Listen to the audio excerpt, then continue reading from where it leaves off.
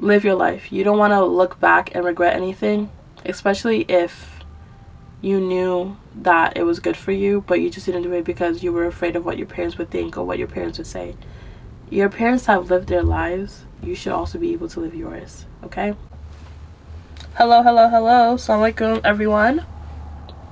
Oh my god, why is this angle not? Can we see me? We see each other? I see you. We good. Okay. We good. I see. We see each other. We see each other. We good. Alright, assalamu alaikum. My name is Safi. I make content that talks about all things about Islam, life, and skincare. But I really don't talk about skincare that much. I will be, but I just don't at the moment because I just talk about everything else. Today I want to talk about being the eldest daughter. I feel like that's a conversation I've always wanted to like bring up, but I just don't know like how to bring it up because it's like I have suffered for how many years of my life. For when I've been suffering, I suffered for 19 years. It's time for me to shake my ass on a yacht. In Dubai. In a thong. Not suffered, but like I have been through a lot. I feel like people don't understand, especially being the daughter of immigrants, so like how being the eldest daughter can be and how taxing that can be on you, especially when you're like in a country that is not your parents' homeland. I was just thinking about the other day, like, because the FAFSA just opened up and how like oh my god, during high school that was just like so hard to just complete with my parents because every time it was just like, what do you need this document for, what do you need that document for, and it was just like, it was always an accusation of like, I remember one point my dad was like, oh, you better not be stealing our government IDs or whatever, and I'm pretty sure he meant that as a joke. I don't know if he did, but it was just like But all I have to say is that being the eldest daughter is not the easiest, and here are some things that I've learned along the way as being the eldest daughter. I might interchange between that based on what I say, but like obviously whichever one is more grammatically correct. I'm like panicking because I have an event to go to, but before that I have babysitting, and then I have work again after that, so bear with me now. But yeah, I feel like being the eldest daughter or the oldest daughter, I was always the person to do everything first, you know what I'm saying? So whatever I did, my siblings would follow afterwards and like do the same thing, or you know, modify it based on what I learned and what I didn't learn. Like for example, the biggest thing I can think of is like college. Like college is a big one because obviously we're first gen, so we didn't understand anything about the application process or like how to complete like the financial aid stuff. And it was me like really learning how to do financial aid. Like ask my friends. I was giving advice based on what I learned from my program and giving it to other people so that I could also teach myself and then teach my siblings in the future, which alhamdulillah worked out very well because we all got scholarships. But it's very taxing, bro, because it's like, yo, I don't understand these documents you guys are giving me. I'm 18. Like, I just learned what this new vocab word meant. You know what I'm saying? Like, what are you doing? Like, there's so much pressure. But at the same time, I'm glad I had that experience because I feel like if I didn't, I would have just like, you know, just like, been like, whatever. I have to say that, you know, I didn't do my big one too. Like I ate on my applications, but it's a hard process, and I feel like when you don't have like constant adult support, because like yes, I had my counselors, but they also had like what 200-300 kids to help, and then you don't know what college really is, and you don't know what to major in, and yada yada yada. It was very difficult, but I found myself along the way like getting that guidance and stuff like that, so alhamdulillah, I'm glad for that. But even before, I feel like college is a big one because like that's when like I really saw it. And the way it works is like in my family there's 4 more of us, so it's 5 in total, alhamdulillah. And my sisters were like literally it's like 1 grade behind each. So like for example, when we were in the 5th grade, it was like I was in the 5th grade, my other one was 4th, the other one's the 3rd. So it was just like sequential order. I love that. I really loved having that because it was just like, yeah, we're literally those girls, like that's us, you know. Anything I learned, they knew, you know. So anything that I wanted to give them, I would give them, and then clothes and stuff like that. It was nice. It was really nice having that system. I think it just became pressure when you get into the real world because it's like, damn, you gotta write this essay, you gotta fill out this tax, advice on like how to do this application, you know, this, that, and the third. But again, wouldn't trade it for any other way. But I found myself also not having an identity. I think that's like the biggest thing for me, was that I realized that I grew up so soon. I want to say I was like 7 or 8 when I first was changing diapers. I mean, I don't know how soon that is to y'all, but for me, I'm pretty sure it was like that because of my brother. I was changing his diapers, and I found myself being very independent. I feel like that's what I am now. Like, it turned into me not even being able to ask for help because of how independent I became. Which is sad, but I'm glad. I'm like slowly learning how to not be as independent, or yeah, independent, because I can. It's probably looks messed up, but it was good. I just want to not show my neck. I just want to be able to ask for help without feeling crazy, you know, or feeling foolish. But yeah, that's kind of the reality of it. But yeah, forcing myself to grow up early, and also like learning things that I didn't necessarily know. So it came to the point where like when people would talk about like big things you should know, like big celebrity news, or just everybody knows this, you know, like those things that you get as, you know, whatever. I went to a predominantly white middle and high school, and it was just like pop culture I didn't know until later on when I actually got immersed in it myself. And I'm just like, what are y'all talking about? Like most of the time I was just like, what are you guys talking about? Like, I don't know what's going on here. Because I missed out on those experiences, like me watching this movie or me watching that movie. I'm a child of immigrants, okay? First of all, I'm the eldest daughter. I really didn't have that time to do that. And even if I did, I was probably on Girl Go games, like, or Star Doll or whatever, Movie Star Planet. I was a big Movie Star Planet girl. But yeah, I was that girl, but like, at what cost, you know? Like, friends would look at me weird because they were like, oh, how come you don't know this? And I'm like, I remember, what was like a big thing, like, Ferris Bueller's Day Out, whatever that movie was. And we were mad young, and I'm just like, what are y'all talking about? Like, I don't know who this, like, they would just reference that movie. Was it that movie, or am I talking about something else? But whatever. So let's do that, right? And with all that happened in, like, middle school, I also, like, taught my siblings, like, you know what? You guys, like, when you get into middle school and high school, don't do this, don't do that, because people will bill you for it.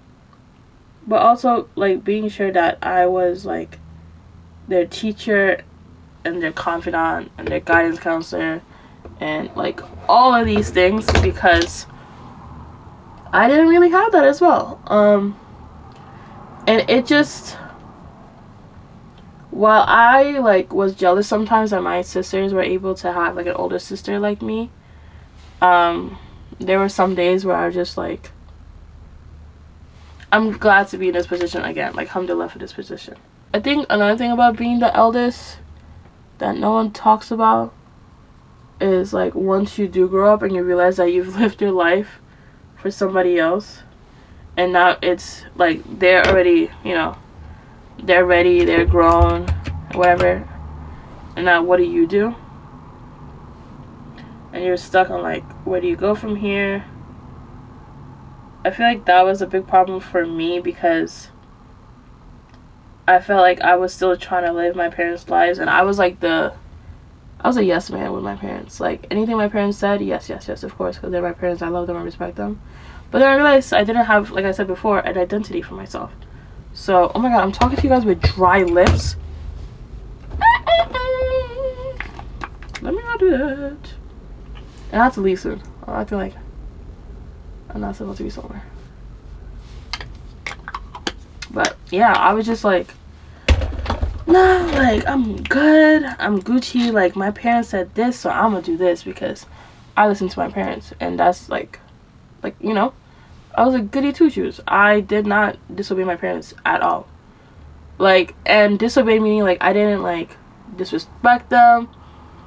And I listened to, like, if they said jump, I'm jumping. Because those are my parents. You know what I'm saying? But it started becoming a problem when, like, certain things I started wanting for myself later in life, like, I would say no to because it would disagree with what they wanted for me. And they'd be like, what happened to you? Like, you used to be so good, you used to be a good girl, and now you just want to disrespect your parents, yada yada. And I'm like, am I really being disrespectful? Like, I wasn't being disrespectful.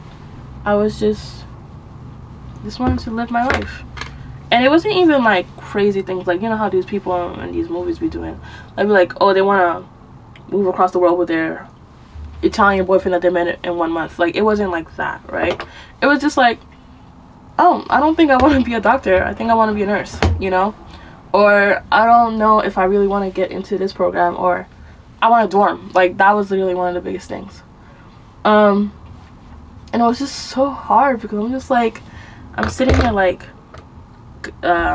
internalizing everything they said. I'm like, am I really that bad? Like, am I, you know, a bad person that I didn't even, that I'm not listening to my parents anymore? And I internalized that for so long because I was just like, this is not who I am. Like, this is not my identity. Like, I always tied my identity to listening to my parents, like, or their emotions. Is that what an empath is? Like, whatever my parents were feeling, I was like, it had to be my fault, or it had to be my doing. So, yes, truck. I didn't want to listen more. But yeah, it was very difficult to like, stick up for myself because, first of all, it's just me alone. I'm the oldest. But I also didn't have someone like right there to be like guiding me. Like, if my siblings disagree with something, I'll be right there, be like, yeah, like, guys, come on now, you know, defending them because I know how much it means to them. Even if I didn't know at that time, like, it was a bad decision, I was just like, no, guys, come on now. Guys meaning my parents. I wouldn't say guys in front of them, come on now. But yeah, but then I keep on saying but then, but I'm losing my train of thought.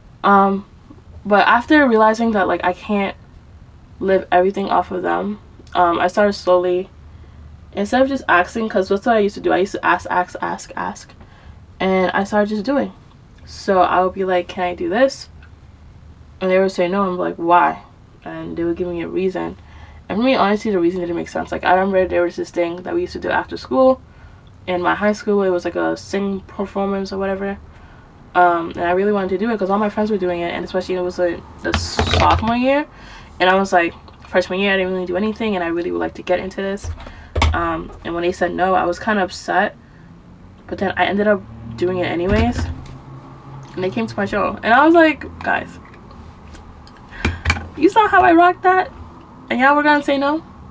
And then in turn, when my sister wanted to start doing the same, like, not same but similar competitions and talent shows at her school, while it was a bit difficult, it was a little bit more easier because they were like, well, Safi does it, and look what happened with Safi. Safi's fine, she's good, you know, nothing happened. So they were like, okay, they let it happen. So, you know what I'm saying? Like, it's like I was like the trial run at all times. So whatever she did, and we all did. And it was nice to us have that, because it was like how far can we really go? Yeah. But then I'm thinking, like, now it was high school, little stuff, and then once it came to like actual big stuff that I really wanted to do in my life, again, when I talked about college, that was difficult. I remember when I first got accepted to NYU, I didn't want to, first of all, with NYU, I didn't even really want to go to NYU. I was looking at based on scholarships, because I was just like, I don't want that, put that financial burden on my parents, because that's just rude. First of all, I just feel like as an immigrant, as a child of immigrants, I was just like, that's just rude to put that money on them. So I was just like, whoever gives me the most money, we gonna rep you hard, because that was just the case, right? But I was also looking at schools that were not too far away, because, like, of course, like, there's schools in, like, across the country, like, even the West Coast, you know, and that's, like, far from my parents. But I was like, but I really want to go there, because, like, I'm always in New York, I don't move, yada yada. But I ended up not applying to schools there, even though I really wanted to. But would they even have been a good fit for me? I don't know, maybe. But I'll get to see that next time, right? So what I ended up doing was applying to schools, majority that were in, like, New York. Why did I say it like that? In New York.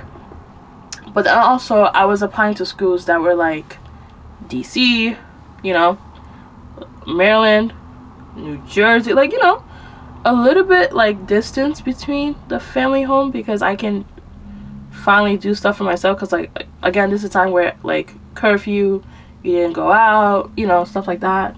Y'all know. But I was just like, maybe I should not do that. I remember one of the schools I applied to was Howard. I never told my parents. Like, I got in and stuff. It was just the scholarship was not that great, so I didn't end up bothering with it. But I would have been a bison, y'all. Imagine. I feel like I would have really done amazing at that school. Shout out to HU. You know. I love their slogan. But yeah, I was just like, damn, like, that could have really been me. So when I finally did get to NYU, one of the big things that I wanted to do was dorm, because I was just like, it didn't make sense for me to commute from, like, where I'm from, where I live, and then to school every morning. Like, it was just like, it just felt like a lot. But then I was just like, maybe I could do it. And when I first was, like, thinking about it, my friends were like, no, you should tell your parents, because their parents were letting them. And I was like, okay, I'll see. So I started, right? I did it. I finally, like, asked my parents. I took them to their room. I was like, hey guys, I want a dorm. I was wondering what you guys think. Of course, they were like the, you know, whole inshallah, we'll think about it. But I was like, no, I need a decision, like, soon, because I have to apply to all these dorms soon, and they want a list, and I don't want to just, like, be empty-handed, because they could just skip me and then I have to be here, and it gets harder once you're not dorming the first time, right? In my school. And my God forgive me, but once I started realizing, like, they were not like compliant, like, not forward with it, like, not wanting to do it, I was like, guys, you know what's required, right? May Allah forgive me. And it's the way it slipped out of my mouth. I was just like, like, I wanted to catch myself. I'm pretty sure, I feel like my parents kind of know, but I don't know. I was just like, guys, it's required, so what we doing? And I was like, oh, okay, well, think about it. We'll give us a couple of days, and we'll, like, we will talk, and then I'll give you an answer. So I was like, bet. Guys, I have to go soon. I have to, like, rush out of here. But it was kind of crazy, because then later, a couple of days later, of course, they were like, okay, fine, you'll go, but this is the rules. Be safe. And I got to dorm for the rest of the 4 years, to the point where I literally, after, like, being in college, When next year my sister came, she also dormed, and then she dormed for the rest. My sister also came, she dormed.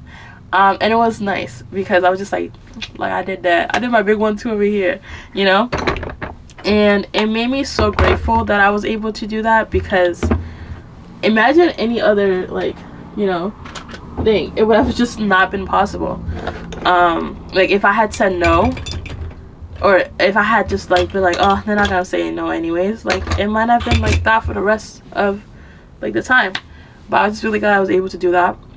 And then, ooh, excuse me. And then once I dormed, and then there were other experiences I was having on campus. Like, I was going to study abroad to Ghana, but COVID stopped it. But they had said yes, so like I applied, and I don't think I got in because they didn't announce results, because literally everyone had to leave the country or leave their respective countries to go back home. And I was just so glad that I was able to put the first step forward in, like, doing that. But then I was able to travel a lot. I had a big modeling campaign I did with Clinique, and that was like a whole fight with my family, because they were like, why are you going, why are you leaving, like, you shouldn't even do this. And I was able to do it, alhamdulillah. And they were so proud of me, that to the point that they even talk about it to, like, other people. And even my cousins from, like, France and Mauritania, they always bring it up. And I'm just like, you know what I'm saying? Like, it's always, they're going to be mad at you first, but they always come because you're their daughter, or you're their child. They're going to come along. And so yeah, it was just me telling my story, because I feel like as eldest daughters, we are told that you can't do this, you can't do that, and the third, but you can do anything you put your mind to. I don't think you should force yourself to be in a situation you don't want to be in, especially if it's like, if you're trying to move yourself to a good situation that you know it will have a lot of barakah in it, and it will help you out, and it's good for you, like, genuinely good for you, like, you're not just making yourself delulu and being like, yeah, it's good for me. Try your best to, like, make it work and do what you can, but also look at your situation, because my situation is different from everyone else's. And also make dua. I don't want to come out here and be like, yeah, protest your parents, da da da da. Not everyone has that luxury, unfortunately, but may Allah make it easier for all of us. I mean, but this is a story just to let you guys know to just live your life. Like, live your life. You don't want to look back and regret anything, especially if you knew that it was good for you, but you just didn't do it because you were afraid of what your parents would think or what your parents would say. Your parents have lived their lives. You should also be able to live yours, okay? I'm not saying go out here and do all the bad stuff, you know what I'm saying? But live your life a little bit. Be able to have some regrets in things that you do, because I was literally editing right now, but I realized that I forgot to end the video because there was, like, I think it was like low storage or something happened to my camera, so I just ended it. But I was just basically saying, like, you're going to always have regrets in life, but don't let the regrets be the fact that you didn't do something and then you waited because, or you held back because of something, like somebody else, you know what I'm saying? Unless it's for good reason. Just always do it, because I feel like there's decisions that I made in my life that, like, if I didn't make those decisions right now, I would be regretting it, okay? That's basically what I was saying. But I love you guys. Thanks for watching. I know it's not easy being the eldest, but again, there's a lot of barakah and there's blessings and there's just lovely. Don't be in the video. Sorry, there's a girl babysitting. But just be good to yourself, like, at all times. I think we live in a world where, especially women, we're so selfless that we forget to put ourselves first. And when we put ourselves first, we are seen as selfish, which is not true. We're just trying to do our best. We want to live our life. So be true to who you are. But don't ever live a life of regrets, because a life of regrets is a life not lived. Okay? And always do things according to Islam. Okay? Just because I say do what you gotta do, don't say, oh yeah, Safi said I should go do harami. This. I didn't say that. Okay? But I love you guys. Thanks for watching another video. Don't forget to like, comment, subscribe, and also follow me on TikTok and Instagram, please. Like, I be posting fire pics all the time. Y'all not there. Like, come check on your girl. Okay? Love you. And as always, free Palestine. Bye.